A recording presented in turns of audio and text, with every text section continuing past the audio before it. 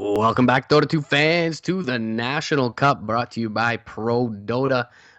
We are MRP and Couch. Here we got game two of this two-game series between Finland and Turkey. Turkey taking game one in fairly convincing fashion. They had pretty patient play all game long. A good laning stage translated into pretty much a lead that they held all game long. One dream fight for Finland. Looked like they had life in the game, but overall, Turkey just very well coordinated and able to take this one in about 50 minutes. We'll see if Finland able to draw it back up. What do you expect from the drafts from both sides, Coucher? Well, I can say for almost a certainty that drafts are going to be rather different just because three of the heroes that we saw in the last game are already banned out. The Tusk and the Lina by Finland. Of course, Finland themselves use Lina, but even so. And of course, Tombbringer with the Venomancer. So maybe a Queen of Pain first? Yes. It's just too good of a hero to pass up, really. Yeah, they're going to pick that up for the mid lane for Nemphy, who was really the only silver lining for the Finland lineup last game on the win ranger. Everyone else felt pretty underwhelming, not for lack of play. Trixie did fairly well as well throughout the game, but just a little bit lackluster overall as the lineup didn't get enough across the map. Surprised not to see a TA ban here. Don't know if that was exactly the problem, but Necroman beasted in that mid lane on the Templar Assassin last game. Of course, the Queen of Pain, though, is going to dissuade them a bit from going towards that TA route, as she does fairly well against him in lane. One of the few, against her in lane, I should say, one of the few heroes who does so. So we'll see what the opening is coming out from Turkey now on the Radiant side. Well, I'm hoping for something a little bit unorthodox, but maybe, I don't know, go for like a support plus a gyrocopter, something like that. So they do yeah, get a Wyvern. support. Oh, a Darkseer instead. Yeah, this is not a hero that tends to slip through all that often, but generally speaking, in the second and third game of a series, the first phase of bans kind of reflects what was detrimental to a lineup, what was really key or crucial to a lineup in the last few games. So, and that is the case here, and they'll leave the Darkseer open for the Turkish squad, who will be able to pick it up. Of course, vacuum into Winter's Curse. Nothing to scoff at. Very potent combo there. But early fighting already going to get queued up a little bit from Finland. They're going to pick up the Dirge here. And certainly Undying with a little bit of a rework, but more or less as strong as he was. And with that new Aghanims upgrade, if he's ever able to get it, pretty scary in that right. So we'll see if they're able to get much done here. Already a little bit of a lack of catch in the first two cores for the Dire side. So Darkseer should have a pretty good time thus far. Of course, neither of these heroes in general are going to be up against that Darkseer in lane unless we see a 4-position Undying. So we'll see what he has to face up against still to come. Gyrocopter ban coming out from the Dire side. Dazzle ban going to be removed out from the Radiant. So once again, Dazzle, I think, removed both times by Turkey here. So not something that they're really willing to face up against. Perhaps going to be a little bit more reliant on their burst going forward. I mean, it definitely makes sense to ban out the Gyro when, well, the Darkseer is already there as well, just vacuum into cooldown. It's definitely not the scariest of combinations, but it's still a star, plus just the fact that even early on, you can surge up the Gyrocopter who then charges at you with the Rocket Barrage, so definitely the synergy would have been there. But they also ban out the Shadow Fiend, so removing a safe laner plus a mid laner now as well. Whereas Turkey, just full on focusing on banning out supports for now. Dazzle and the Earthshaker. IO pick, interesting one for Turkey side. IO Tiny has done extremely well thus far. And maybe this forces the Dire into a corner in terms of what they have to pick up to come. But it's going to make the lanes considerably weak, I feel, coming out from Turkey side. Although they are on the Radiant and the IO will be able to do perhaps double stacking. I feel like their poke is a little bit limited at this point. Of course, they're probably going to want to duel mid lane up against that Queen of Pain. So I wouldn't be too surprised to see someone who's going to be present in that mid lane a little bit early on from the Dire side. Maybe they go back for the AA once again for OKC and put that in the mid lane early on. But they're going to pick up the Disruptor, so natural counter to the Relocate. Static Storm as well as the Glimpse, both very nice tools to have at your disposal up against that. Not sure that they needed to pick up the Disruptor this early on with the Radiant already showing their hand in terms of support, but they pick it up nonetheless, and they are going to give over the Tiny to the Radiant. Lame. I was hoping for a Sven, just good old cleave into like vacuum into cleave, something Oh, like the that. dream, the dream. Yeah, Sven but never picked up really anymore, and uh, Tiny very strong in this patch with the new buffs to his intelligence. to be honest, I must say that I'm hoping for more IO in all the games, just because I'd like to see more disruptor. That's like the only reasoning. Yeah, it's kind of been, I feel like, the slightly cheese strat of 6.85 thus far. I feel like this Tiny IO win rate is pretty much paramount of all maybe two hero combos. I feel like it's really through the roof at this point, and a lot of heroes, typically Monkey Business runs this like crazy. A lot of teams, I should say, have been able to do this to great success. We'll see how Finland is able to run up against it. I mean, they've played against 4CNL, they played against MFF and Monkey Business, who all run this from time to time.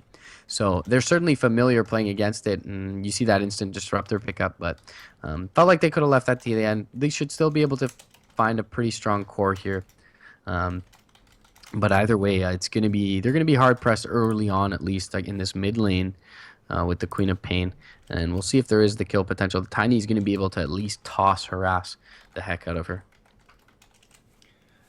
Man, just the tiny combination is so far undying, depending on the items that he gets. May be able to survive the combinations, but like early on when Tiny is just like level 7, 8, just about to get the max on both the Avalanche and the Toss, really so few heroes can survive that. Well, Lone Druid with his own ultimate form activated might be one of those. Plus, of course, it's probably going to be somewhat hard for Tiny to even get close to the Lone Druid, with the Lone Druid just sitting back and letting his bear do the work. But what do you think of the Lone Druid in general? I think it's pretty nice. I mean, it can also farm the safe lane without being disrupted by the Ion Shell, for example.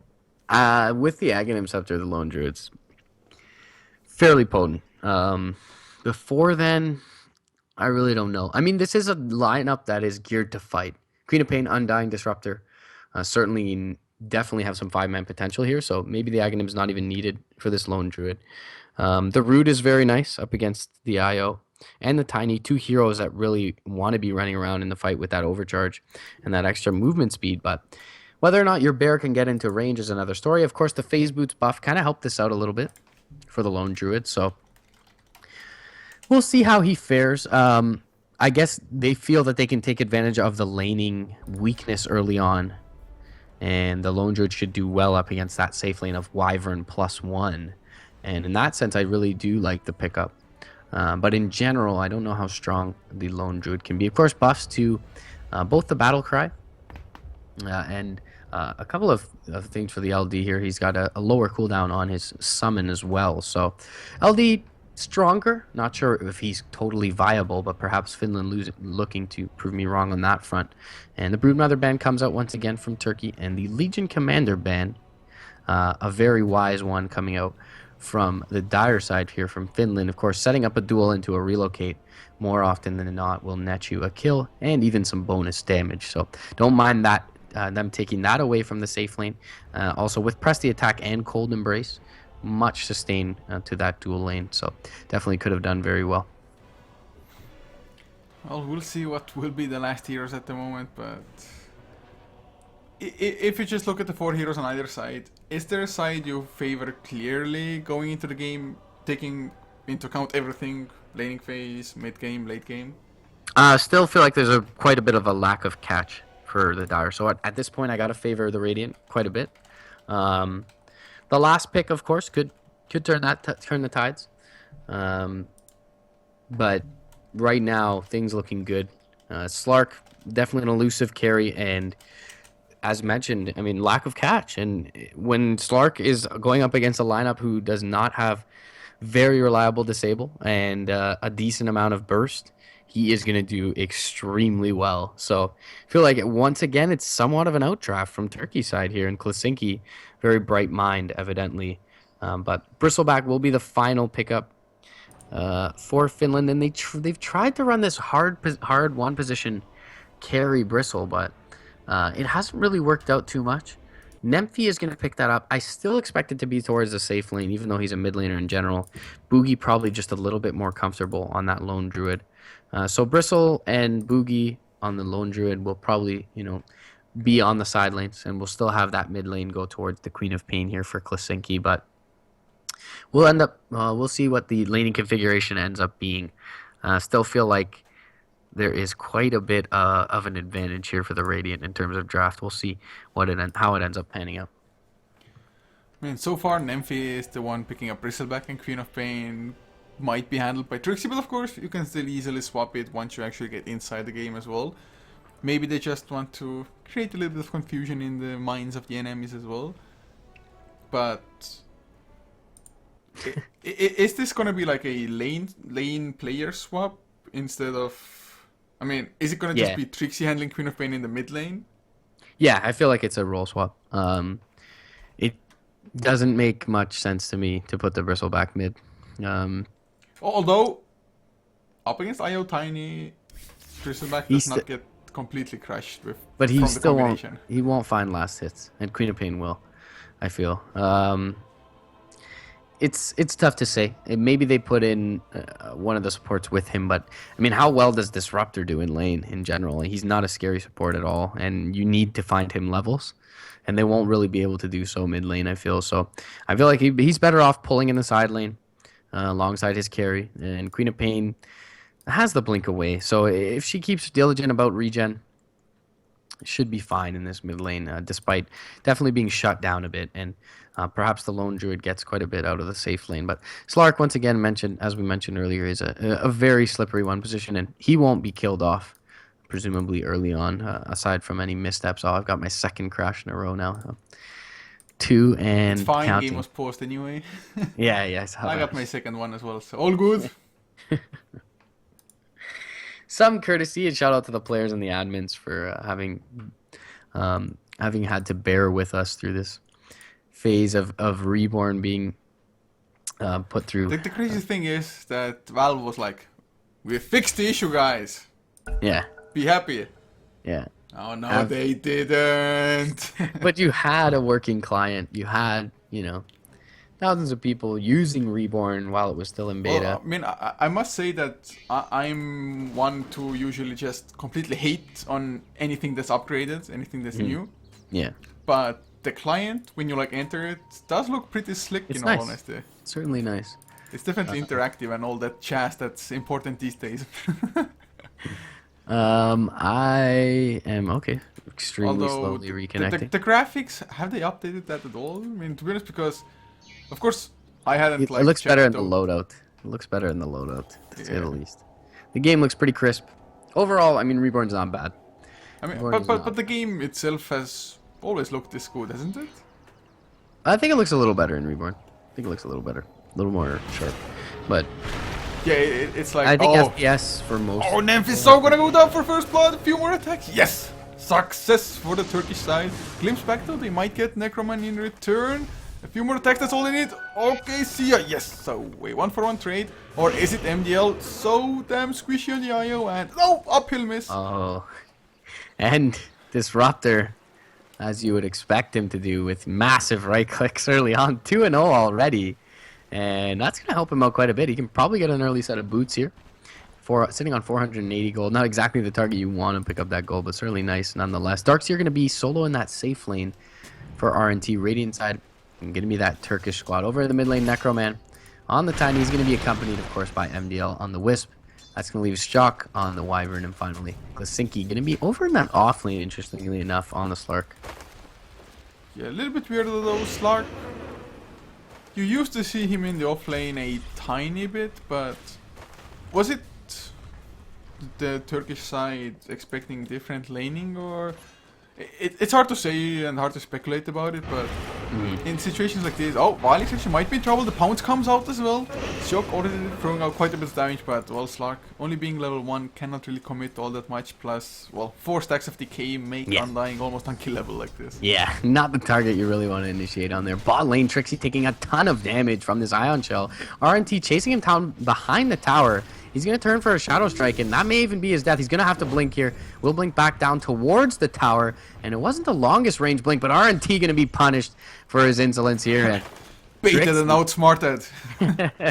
Outplayed and outlasted in that bot lane. And yeah, as you mentioned, it was not a role swap. It's actually just Bristol going to be towards that mid lane with the Queen of Pain off lane. And so far, that 1v1 matchup is pretty favorable. Glimpse back top lane, Tombstone drop. Jock does not have the Arctic Burn for another 2 seconds. Couple more right clicks. And the Wyvern going to go down again. And what a start out of the gate for Finland. Yeah, this time around, well, of course, it's super early still. And since there's been so much action, most players, most heroes haven't had the time to really focus on just last hitting. But, oh, Nemphy mid lane, there's the avalanche. But Nemphy just managed to turn his back. And even if 1 point into Bristleback, it's still already damage mitigation, so it's gonna be fine. And is that a bottle that's gonna be coming out? Indeed it is. First gonna come towards the mid lane to Nemphy, and then the courier is gonna make his way back to the bottom lane. Or not back to, but just to the bottom lane to deliver it to the Queen of Pain as well. Yeah, bot lane Arctic Burn is out, and Glasinski getting pretty low. Undying gonna come in with the decay and the right clicks. They're able to turn it. The Queen of Pain does end up going down. Jock only gonna be the one finding the experience for that though, and Slark already been shut down a couple of times early on. And they're definitely okay with Trixie dying there, having already picked up his bottle, and does have a TP in tow as well to return to lane. So very timely rotation coming out from Velix's Undying there bot lane, as they did see the lane swap of the Slark and the Dark. It was perfectly calculated because the courier also made its way back to the base just the moment. Oh, Necroman mid lane, never mind. There's the avalanche, toss as well. Nemphy gonna tank the tower a little bit and will lose his life, I think. MDL, yes, only one more attack. Man, those turnarounds, IO coming in just in the nick of time, providing a little bit of regen with that bottle, of course. And man, this game, 3 minutes in, 8 kills.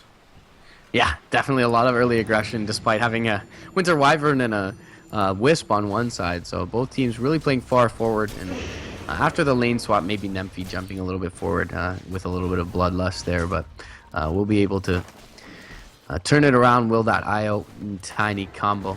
And Nemphy will return to lane. Still doing just fine on the Bristleback. 15 CS is a lot more than I would have expected him to have at this time. Of course, the IO has not been present for all of this. RNT going to look to back out OKC.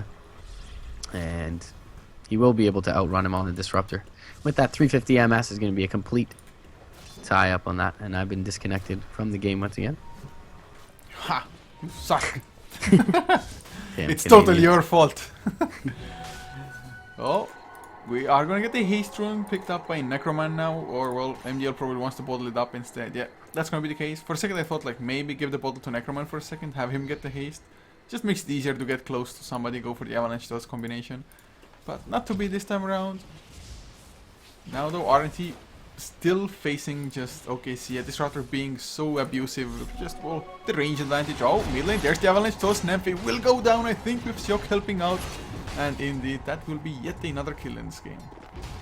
Yeah, so good Bottom rotation. lane, Glasinski, he's on the run as well. Pounce already on cooldown, will have a Dark Pact, but well, that's not gonna help him survive at all. Trixie chases him down, gets the kill. Will the kills ever stop? Yeah, it's going to be a really tight race in this one to come out of the laning stage ahead. I feel like the real beneficiary has been the safe lane farmer for Finland's side. They haven't really been able to contest him much at all. And all the rotations needed elsewhere from both sides have kind of left him unattended in the top lane. So I feel like that's boding decently well for them. Oh, you have reconnected. No, I have crashed. Oh, really? Again? Yeah, third time. So that's a record for me, folks. Thank you for being around for history in the making. I'm just gonna restart, Steve. Most men wouldn't be able to say that they can do it 3 times in a row, man. Yeah, now we can, and with an audience as well of 1,700 man, people. So what a day!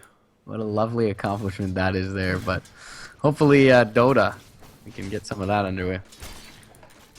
So at the moment, looking purely at the last hit table, Tiny, he's up there, but it's kind of to be expected with just the IO babysitting him at all times and Bristleback. Right. Not really being able to put too much pressure on the Tiny.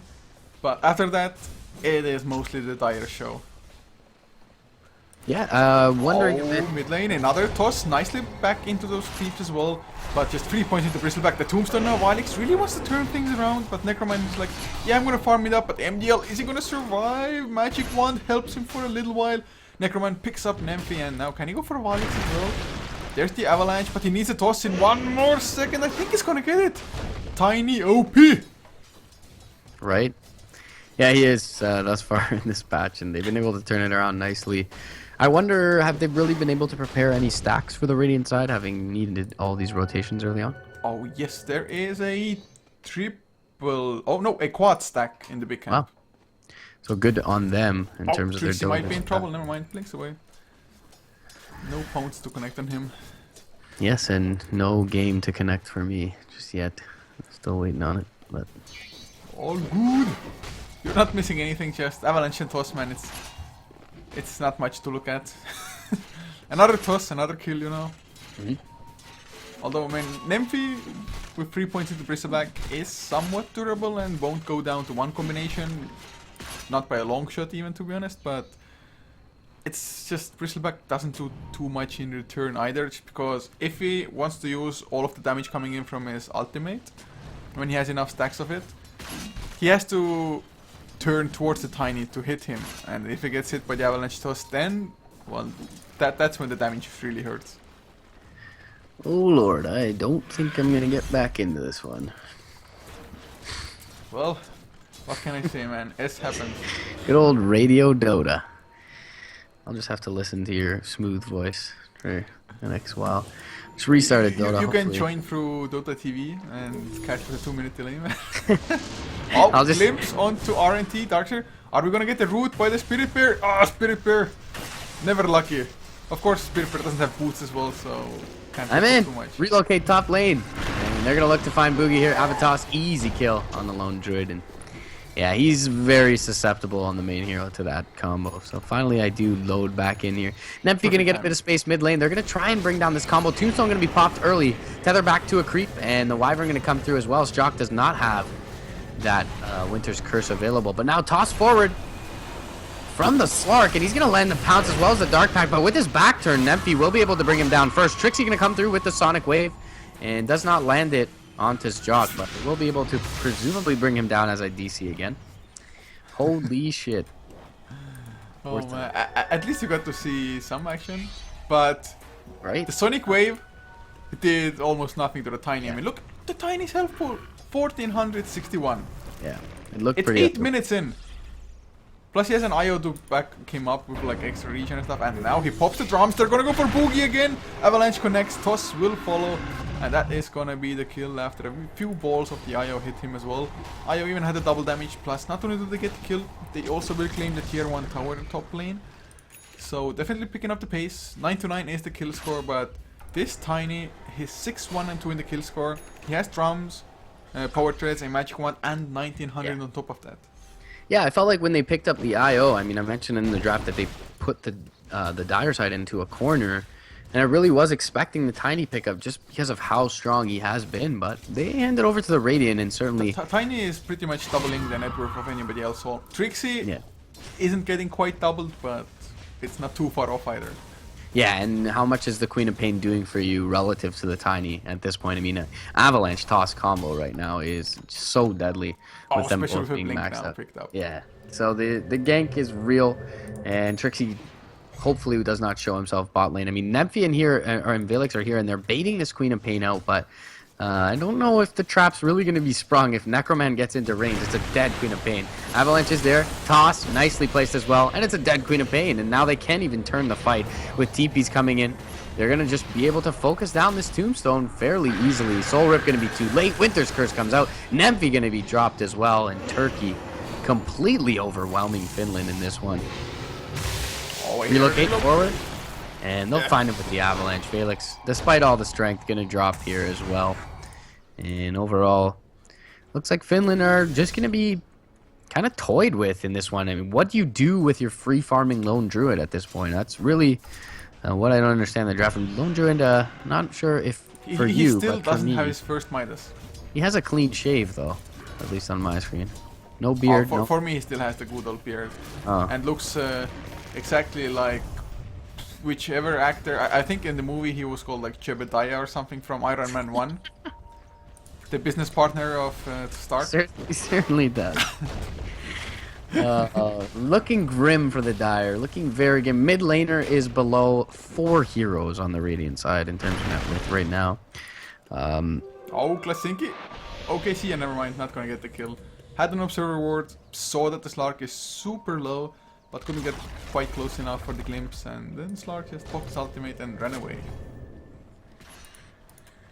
So, Boogie. Is that even gonna be a Midas? Is it just going for Maelstrom now?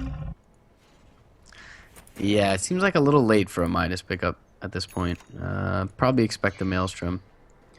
The Bear gonna try and run down this Wisp, but not even in attack range, excuse me, regardless. And 3 heroes now gonna group up mid from the Dire side, and I mean the Radiant don't even really need to bring over anyone else but this Wisp Tiny.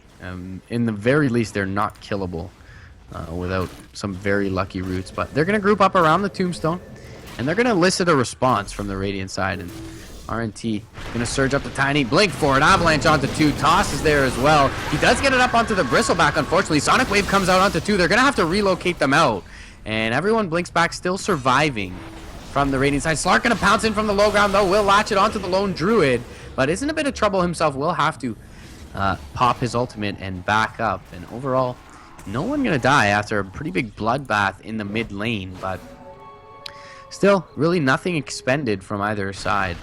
And well, Sonic Wave was the biggest one, so that's not going to be around for another 100 seconds for Trixie, but it was... Oh, Nemphy, there's the toss coming out, and a few more punches they're going to be able to chase down Nemphy easily with the drums popped.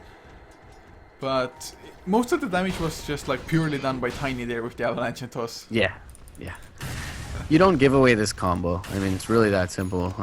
At least right now, no one has figured out a way to deal with the early aggression coming out from this Tiny. The avalanche toss with the ability to spam it as much as he is now. You really is just... need to have like a laning phase to maybe like face dual lane against the IO Tiny mid lane.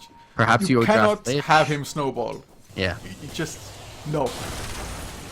I mean, they're totally irrelevant right now. The Radiant cores are, Trixie is dealing a decent amount of damage, but still sitting on level 8 and really nowhere near a major item at this point. And the lone Druid, I mean, really what your bear has matters little when they can just blink forward for the main hero and just Avatoss you to death. So Tombstone going to be expended bottom to back off Necroman, but that's going to be down for the next little bit, and no kill potential really anywhere for the Finland side. And now Boogie has picked up the Maelstrom on his bear, but is there much they can do with this at this point aside from farm? I mean, RNT has been pinged out, but he's got the Surge available. So aside from a very lucky root timing, it's going to be difficult for them to bring him down. Lone Druid, going to show himself in lane, and Trixie there as well, but they have no Orchid, so really no way to kill off this Darkseer. And as hard as it was originally, now he's got the mech. So RNT feeling very safe in this lane right now. Yeah, it's not just like having a mech on your team as it would be in general. If the IO gets hit by it as well, whoever he is tethered to, well, most likely the Tiny, it's gonna be such a huge burst of healing if Tiny is in the normal mech range himself as well on top of that. But Queen of Pain looks to be going for an Aghanim Scepter, so at least she will have quite a bit of burst rather often to try to mitigate it. Oh! Well, there was a Disruptor. 14 minutes in, godlike streak for Necroman. Really feel like it's been big time outdraft in both these games, but maybe a little too early to say that. Trixie going to be tossed up and brought down. Avalanche will be there. Doesn't get the blink off in time. Double kill and beyond godlike streak for Necroman. And this is hitting. Finland is tactically feeding to get a higher reward when ending the streak. Definitely. Seems like the obvious play here. Jump forward, have a toss onto the Bristleback, and even the Bristleback not nearly durable enough to be able to withstand this combo. Jump in from Valix with the Tombstone. Don't know if you want to walk any more far forward, buddy. You're going to be in a little bit of trouble on the Undying. And only level 6 is going to back off. You look at the levels right now. 12, 10, and 9 to the 3 cores. 9, 9, and 9. Radiant to Dire respectively. So things looking pretty sad for the Dire side. The supports are even more starved out. Level 6 and 5 on the Undying to the 8 and 7 on the Wisp and Wyvern. So Radiant, at this point, 7,500 net worth lead. almost about that in the way of experience as well. And it seems like only a matter of time before they take this series 2-0.